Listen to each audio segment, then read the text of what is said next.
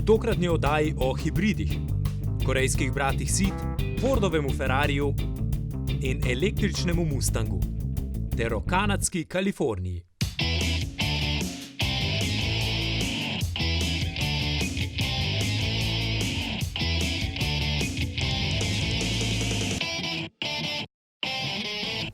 Pozdravljeni v avtomobilnosti. V zadnjem času smo bili na dveh premierah, na dveh super pričakovanih premierah, dveh avtomobilov, ki bosta zelo močno zaznamovala tudi slovenski vozni park, in nismo bili pozorni samo na predstavljena modela, ampak tudi na besede in obljube, ki so jih ob tem izrekali prvi možje obeh podjetij. No, preden gremo na zgodbice okrog modelov, pa je zanimivo tudi dejstvo, da sta te dva modela oziroma obe znamki, ki jima lahko rečemo nemški, Moramo jim reči, bolj nemška ne bi mogla biti, predstavila svoj avto ne na frankfurtskem avtomobilskem salonu, ampak mesec do dva kasneje. Tako sta si utrgala še več medijske pozornosti. In ko govorimo o izrečenih besedah, oba sta zelo znana igralca, oba v svojih generacijah sta pustila vsak svojo sled. In zato smo tokrat pazili, kaj so obljubljali prvi možje obeh tovarn, kaj bo nosilna tema vsakega izmed njih. Pri Golfu smo si o poslušanju zapisali en kup besed, poudarjali so vse mogoče. Poudarki pa so očiščenje agregatov po WLTP merilnem ciklu, hibridizacija in seveda naloženi Golfi z vso asistenčno možno opremo. No, poglejmo pa, katera misel je najbolj odzvanjala pri Škodi Octavii. Pred natanko 60 leti, 11. novembra 1959, je Škoda predstavila prvo Octavio in z njo definirala, kaj je to prostoren avto. No, to znanje Čehi še danes imajo, če so jih zadnja leta nekako Nemci želeli uokviriti v kalupe, pa danes Čehi spet jemljejo stvari v svoje roke. Naredili so novo Octavio, ki je še bolj prostorna.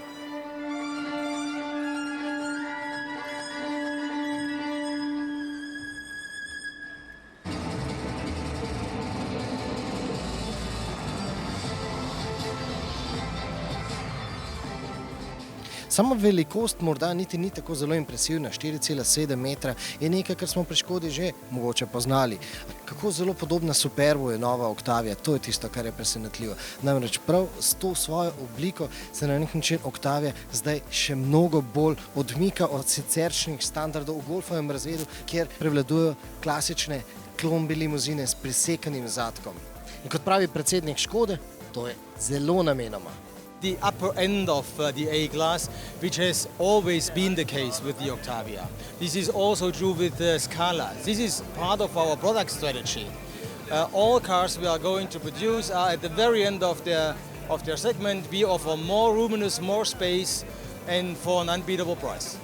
Z novo obliko pa je Octavia postala tudi izredno aerodinamična. 0,24 meri količnik zračnega upora pri limuzinski Octavii in 0,26 pri kombiju. Oba podatka sta vrhunska in seveda pomenita močan argument proti SUV-jem. Seveda pa jih bojo zelo cenili tudi družine, ki se bojo in vozniki, ki se radi vozijo hitro po avtocesti, se bo tako v notranjosti precej bolj tiho. Aerodinamika pa bo prinesla tudi prihranke pri porabi goriva in seveda bo to še kako zelo všeč flotnim kupcem, katerim je na nek način nova Octavia tudi še posebej močno pomembna. Celo tiskovno konferenco so poudarjali value for money, se pravi vrednost glede na ceno. To je nekaj, kar smo nekaj let nazaj pri Škodi pogrešali, ko so poudarjali predvsem dizajn in ko so hoteli poudariti, da je Škoda nekaj posebnega, nekaj bolj imenitnega. No, danes je ta vrednost glede na ceno ob tej čudoviti obliki spet prišla nazaj. Revolucionaren je volan v tej novi Octavii s samo dvema prečkama. Kakšen se vam zdi? No, sredinska konzola je precej bolj podobna tisti v Golfu. S to razliko, da na tej ploščici niso stikala za glasnost in pa za temperaturo, ampak je celotna površina namenjena nastavljanju glasnosti. Seveda najbolj seksi pa je armaturna plošča v Octavijah z avtomatskim menjalnikom. Vse tukaj dobimo namesto tiste štrleče ročice zgolj takšno stikalo. In ko smo ravno pri marketinških besedah, nekatere znamke jih menjajo iz sezone v sezono, celo od modela do modela. Potem so pa tu druge, ki recimo 20 let ne najdejo čiste prave marketinške besede za neko njihovo tehnološko rešitev. Ali pa imajo več kot 20 let čisto prave besede, recimo Volvo že veliko dlje govori o varnosti ali pa Mercedes o recimo luksuzni vožnji. Ampak, ko govorimo o 20 letih, ne govorimo po naključju. Toyoti moramo pravzaprav izreči veliko spoštovanje, ne samo zato, ker se je pred 20 leti podala na tehnološko pot, ki ji noben ni pripisal nobene prihodnosti, ampak tudi zato, ko govorimo o marketinških besedah, ker že 20 let poskušajo razložiti, kaj je to hibrid. Ja, in ne boste verjeli, še danes morda kdo ne ve, da hibrida ni potrebno polniti na domači vtičnici. Ko avto prižgeš, misliš, da si nekaj pozabil. Iščeš, gledaš, ko sem se prvič usedel na kaj moram narediti, da bom prižgal avto. Avto je delo. Ko pogledaš na števce in to, vidiš, avto dela. In ni bilo treba nič niti razmišljati, a boš dal v prvo. Ko speleš, vidiš, da elektrika spele, da ne spele motor. Ja, elektromotor imamo, da pomaga, ne? Ker vemo, da pri pospeševanju motorna notranje izgorevanje porabi največ goriva, ne. V bistvu ga šparamo, ne. Ni treba, da motor dela z vso močjo. Se obnaša bolj racionalno oziroma ekonomično. Poraba je bila okrog 5 litrov. To je odlična poraba, ne?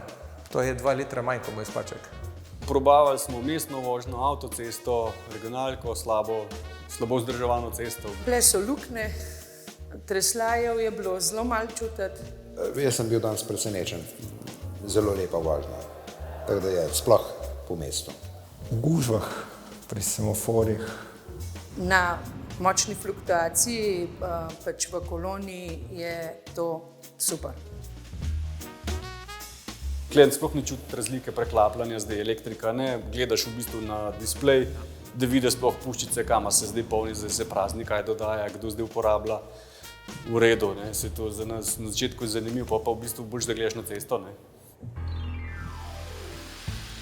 Jaz sem bil tudi kos proti CVT menjalnikom. Res je, enkrat sem vozil do zdaj, en star motor, ko se je zagnal kot skuter, tako da je bilo, danes je to čisto nekaj drugega. Posebnost je, da dela brez prehodov. Ne poslušaš motorja in menjalnika, da menjava in tako. Predhodnika sem že probal Aurisa, hibrida, tako da je precej boljši, izboljšen. Ni več tega, da nabija v obrate. Tudi, ko se ga pohodi, je precej tišji napram predhodnikom. Se vidi, da pač regulira glede na odzivnost pedala in potem tudi temu prilagajajo obrate. To je odvisno, koliko pospešujemo. RAV4 tako lepo spele, je res, da ima konjev veliko, da ima med 180, ampak je to... Je mogoče malo glasneje, ko pritisneš, ampak se to hitro umiri, pa ni moteče. Zaznal sem, da so te avtomobili bili zelo tihi, udobni in hkrati pa tudi na luknjah, na slabšem površini so delovali čvrsto.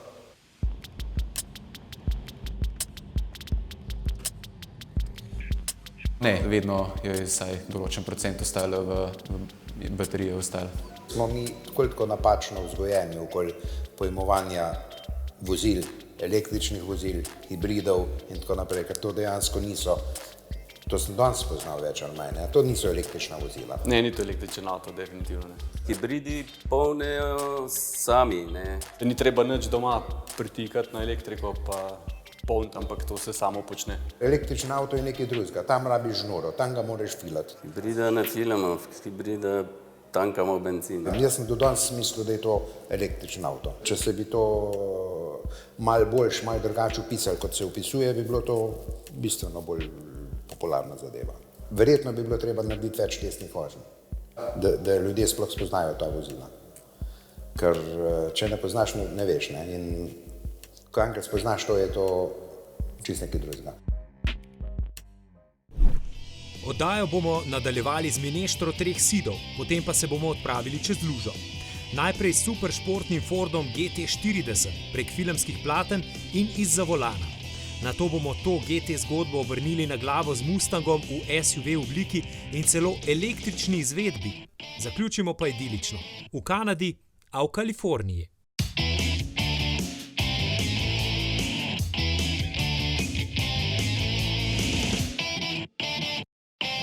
Testirali oziroma preizkušali pa smo 3 brate, katerih oče je že nekaj časa nazaj v naši oddaji povedal, da bo eden izmed njih prodal več kot vsi ostali skupaj. No, korejski bratje, ampak oče jim očitno ni natančno povedal, kaj naj na trgu delajo. Zato pa imamo tukaj karavana, ki pravzaprav noče biti čisto karavan, pa športnega terenca, ki ne bi bil čisto športni terenec, pa kupe, ki bi pravzaprav rad bil karavan. Ampak poglejte si jih. No, tisti Ceed, ki bo zapeljal v več garaž kot 3 že doslej znani Ceedi, se imenuje X-Ceed. Gre za ne SUV, ampak CUV, torej za križanca, ki so ga naredili, ker se SUV-ji počasi izgubljajo v povprečnosti. Če torej danes želite biti posebni, morate poseči po nečem takšnem, torej po avtu, katerega bistvena lastnost je dober dizajn. No, naj spomnimo, da je prav dober dizajn, ki jo postavil na zemljevid uspešnih globalnih znamk s pomočjo superzvezdnika v avtomobilskem svetu, oblikovalca Petra Schreierja. In ta je pred časom velike besede usmerjal v Pro-Ceeda. Takrat v 3-vratni kupe, danes pa v shooting break, torej kupe karavan. Povedano drugače, Pro-Ceed želi biti ob atraktivnosti in nespornim kupejevskim občutkom v kabini hkrati tudi uporaben.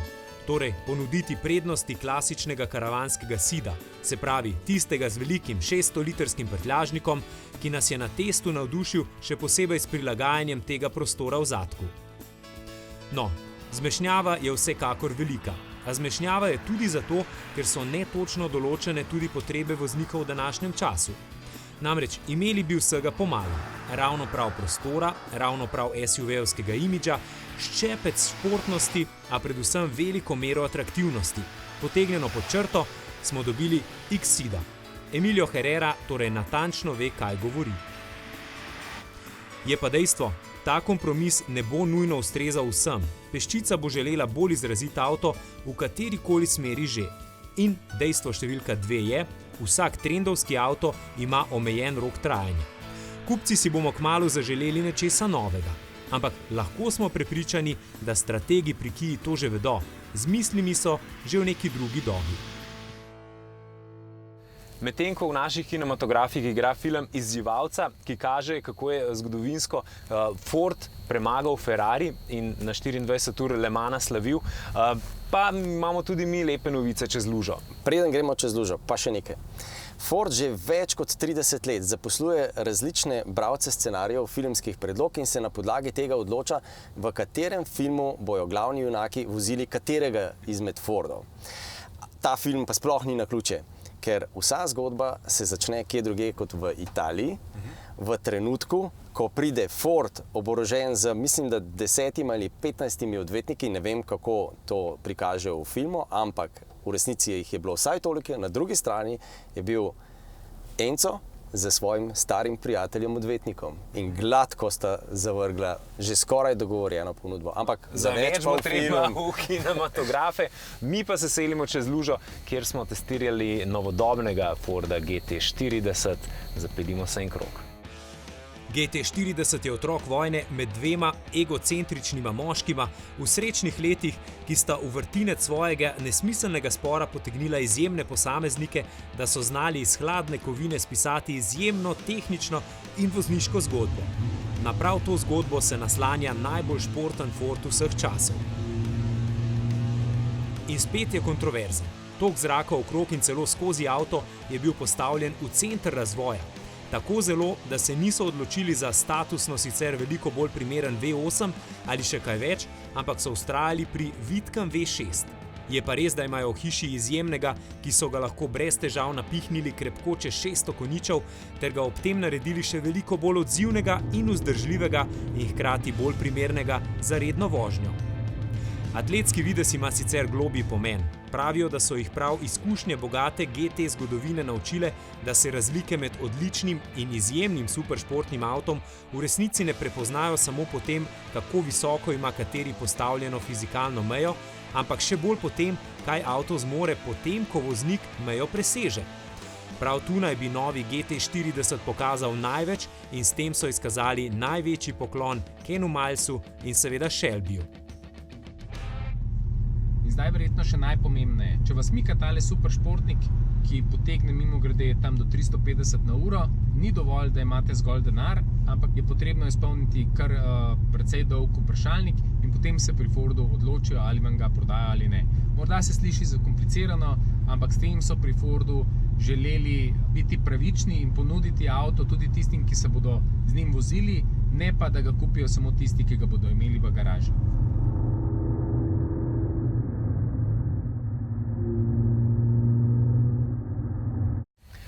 In ko smo ravno zapeljali v filmski svet, potem je najbolje, da povemo, da še en film, ki prihaja spomladi v kinematografe, že kaže vozila, ki jih bo vozil glavni akter.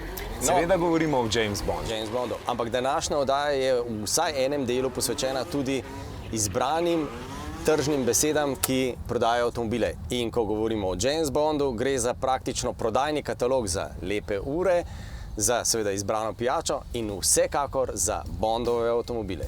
No, ampak zdaj pa od Bonda gremo kar lepo še k enemu avtomobilu, ki bo pustil pečat, morda ne tako na filmskih platnih, kot pa seveda v avtomobilski industriji. Gre pa za Forda, ki je električen, ampak je Mustangovih linij. Ford je v Los Angelesu predstavil povsem novega člana družine Mustang. Ta je prvič v njegovi 55-letni zgodovini SUV in hkrati tudi povsem električen. Mustang Mach-E bo na voljo z zadnjim ali 4-kolesnim pogonom, kupci pa bodo lahko izbirali tudi med 2 paketoma baterij. Tisti močnejši, s kapaciteto skoraj 100 kWh, bo zadostoval za več kot 600 km dosega. Na ceste bom pripeljal proti koncu prihodnega leta. Zato jasno cene še niso znane. No, tiste evropske niso znane, ameriške pa so že. In Mustang Mach-E bo po odbiti subvenciji na voljo že za dobrih $36,000. Preizkusili smo predserijsko različico in sicer na sopotniškem sedežu. Z njega smo lahko ugotovili, da se Mustang Mach-E pelje vsaj tako dobro kot večina Fordovih avtomobilov.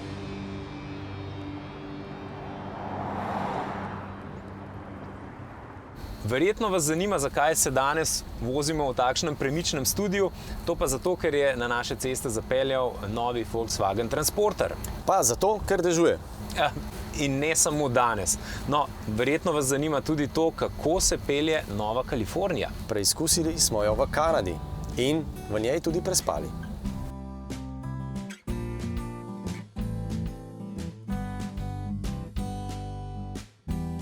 Z avtodomi je lahko križ, namreč obljubljajo nam svobodo, ampak pogosto so tako veliki in tako zelo nobel, da z njimi praktično ne moreš kamorkoli, moraš natančno načrtovati svoje poti, da boš lahko dejansko tudi užival.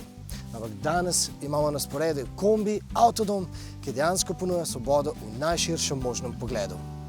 Svobodno v smislu, da zadostuje klasična avtomobilska navigacija, kamor greste lahko z običajnim avtom, greste lahko tudi s Kalifornijo. Z drugimi besedami, ni se treba obremenjevati, ali bo avto dovolj nizek za v garažno hišo, ali bo podvoz ustrezal in ne boste šli nikomur v nos, saj bo večina v Kaliforniji videla zgolj še enega od mnogih pompozno našminkanih kombijev, kar seveda ni daleč od resnice. Kalifornija je samo po sebi transporter, kratke medosne razdalje, 4-sedežnik, ki pa ima v zadnjem delu ključne posebnosti. Ema, pokaži.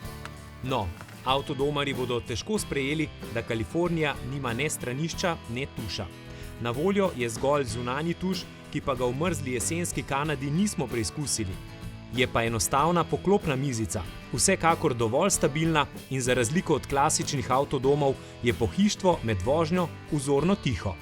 Na sprednja sedeža sta po avtodomarsko vrtljiva, tale zadnja dvosedežna klop, ki ima tudi Isofix priključke, postane tudi postelja. Še ena postelja, in to je glavna značilnost Kalifornije, pa se skriva tukaj nad mano. Omogoča udobno spanje 2 popotnikoma, se pravi v Kaliforniji lahko spijo 4. No, energijo za gretje zagotavlja grelec, ki svojo energijo črpa iz rezervoarja za gorivo. No in v najbolj mrzlih večerih taka Kalifornija porabi okoli 3 litre goriva za ogrevanje tega prostora. Ima pa Kalifornija slavnega prednika, sloviti hipibus. Zato smo z velikim zanimanjem preverili, kaj o Novi Kaliforniji meni eden tistih pravih, originalnih hipijev, ki je v 60. letih celo leto potoval po Ameriki in se udeležil vseh legendarnih festivalov, vključno s tistim, na katerim sredi puščave zažgejo velikansko lutko. Dolgoletni uporabnik večjih starih bulijev, tistih z motorjem v zadku, Kalifornijo občuduje. Toda Volkswagen saw it coming.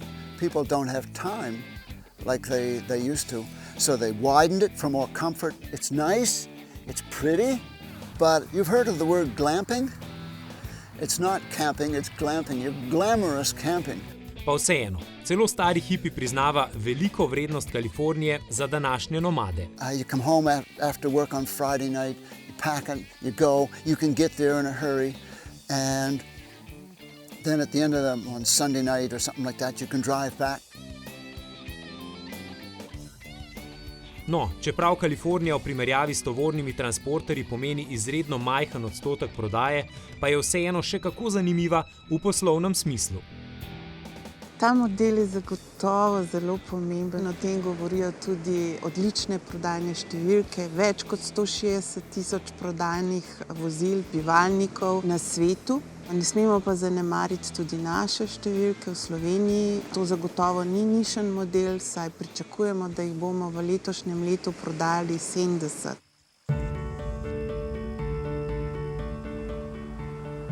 Kalifornija je svoje ime dobila po Kaliforniji, seveda, po pokrajini, ki v splošno velja po tem, da so tam ljudje zelo sproščeni. Naj bo to res ali ne, ampak tokrat smo mi svobodo s Kalifornijo poiskali na Novi Škotski, na najmanjši kanadski provinci, ki je tudi najbliže Evropi. In tukaj so ljudje dejansko res takšni, kot naj bi bili v Kaliforniji. Sproščeni, umirjeni, predvsem pa zelo radi klepetajo.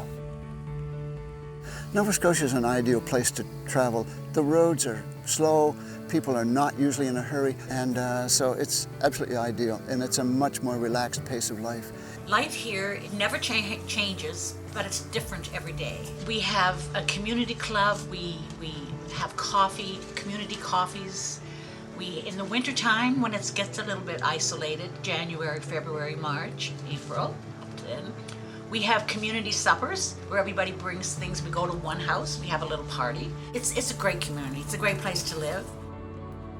Seveda se ukvarjajo z lesom, lovom, še bolj pa z ribolovom oziroma rakolovom. Nova Škotska je namreč najbolj znana po jastogih in z njihovim mesom pripravljenimi sendviči. Children never wanted to take salmon or lobster sandwiches to school because people would think they were poor fishermen and they would trade their sandwiches because they were kind of embarrassed.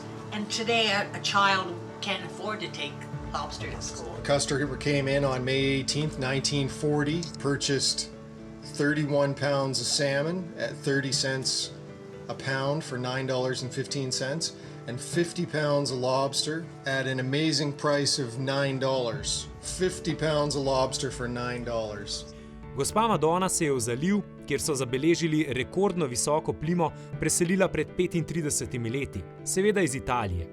In je vzorčen primer kulturne raznolikosti, ki sicer velja za vso Kanado. Je pa Nova Scotia pokrajina, ki je bila najprej od Indijancev iz plemena Mi'kmaq. V začetku 17. stoletja so jo najprej kolonizirali Francozi, potem so jo za nekaj let prevzeli Škoti, nato spet Francozi, preden so jo dokončno osvojili Angleži. The King of England, also the King of Scotland, at this time James, so this became New Scotland. The document in the charter was written in 1621 in Latin, so we get our Latin name, Nova Scotia. And then a treaty gave the land back to the French in the 1630s, then the French came back, and the French called this l'Acadie, Acadia. So in the 1630s, women came from France. And with the arrival of women and the birth of children here in Acadia, it started the beginning of Acadian people, people of French origin, but not born in France like Champlain. evropsko poreklo se sicer še danes čuti marsikje. Angleška kraljica krasi kanadske dolarje, a kako minimalen je njen formalni vpliv, kaže že dejstvo, da je Kanada prevzela metrični merski sistem. Kakorkoli, Nova Škotska je sicer najbolj obiskana prav v času jesenskih barv in neredki jo obiščejo prav s takšnimi avtodomi. Veliko njih prespi prav pri gostoljubnem hipiju, ki za prenočitev na svoji posestvi računa ne v dolarjih, ampak v zgodbah. In prav v zgodbah lahko najdemo bistvo tudi Volkswagna Kalifornije. Travels taught me that experiences are more important than gathering money.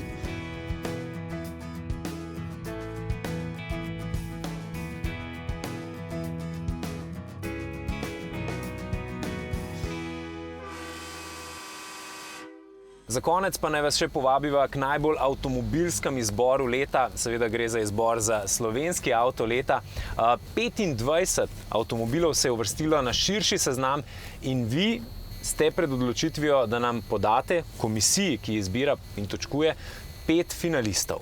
Vi se lahko odločate, kakorkoli želite. Mi se moramo držati pravil, v katerih so recimo zajeti, kakšna je oblika avtomobile, kakšne so njegove vozne, tehnične lastnosti, kakšna je cenovna umestitev in ali je primeren za slovenski trg in podobno. Pri vas je odločitev popolnoma, lahko je tudi popolnoma iracionalna. In roko na srce, do zdaj ste, dragi gledalci in gledalke, odločevali vedno zelo lepo in lahko bi temu rekli vzorno. Zelo primerno za slovenski trg. Tako kot glasujemo recimo mi, avtomobilski novinarji. Kar se ni izkazalo vedno. Recimo lanskoletni evropski avto leta je Jaguar E-Pace, ki ga roko na srce ni veliko ne na naših, niti pa ne na evropskih cestah. No, sicer pa se je slovenski avto pogosto ujel tudi z evropskim avtom leta, ampak takrat, ko je šlo za avtomobile, ki so se tudi na trgu izkazali. In to je verjetno najpomembnejši dokaz, da skupaj izberemo primeren avto, ker tisti, ki se potrdi na trgu, tisti je resnični zmagovalec. Zato hitro na rtvslo.si in oddajte glasovnico, s tem, ko oddate, pomagate nam in pa seveda morda ujamete kakšno od lepih nagrad. No, mi se kmalu spet vidimo, vmes pa se veste Instagram, Facebook, Twitter in pa seveda naš YouTube kanal.